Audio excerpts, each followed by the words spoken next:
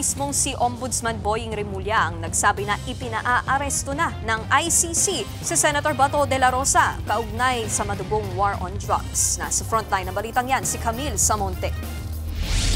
May inilabas na raw na warrant of arrest ang International Criminal Court laban kay Senator Bato de la Rosa. Ito ang kinumpirma ni Ombudsman Boying Remulla sa News 5 ngayong araw. Kaugnay ito sa madugong kampanya kontra droga ng administrasyon ni dating Pangulong Rodrigo Duterte na tinatawag na Oplan Tokhang. At ipinatupad ni De La Rosa bilang nooy hepe ng Philippine National Police. Ang sinasabing warrant of arrest kay De La Rosa, kinukumpirma pa ng Department of Justice. Ayon kay DOJ spokesperson Attorney Rafael Nicolo Martinez, wala pa silang nakikita o natatanggap na kopya ng arrest warrant.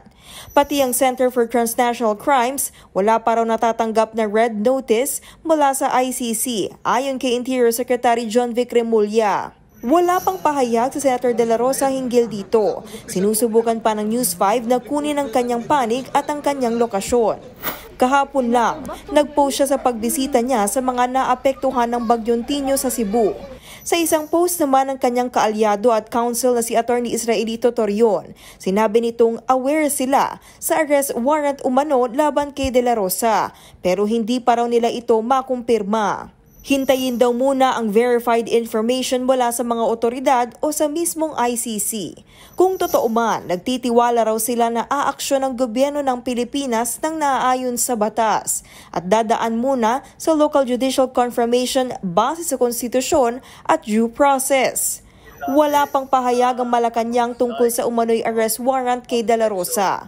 Ayon naman sa abogado ng mga biktima ng war on drugs na si ICC Assistant to Counsel Attorney Cristina Conti, naniniwala silang tunay ang arrest warrant sa senador.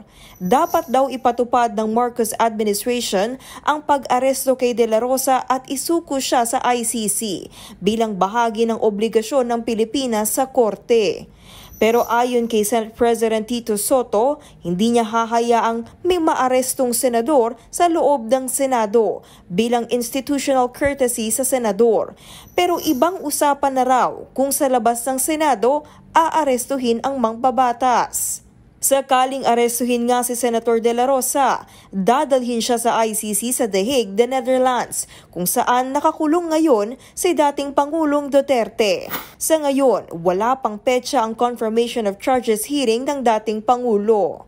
Nagbabalita mula sa Frontline, Camille Samonte, News 5. Mga kapatid, Nikki de Guzman po. Para sa pasada ng mga rumaratsyadang balita, mag-follow at mag-subscribe na sa social media pages ng News 5.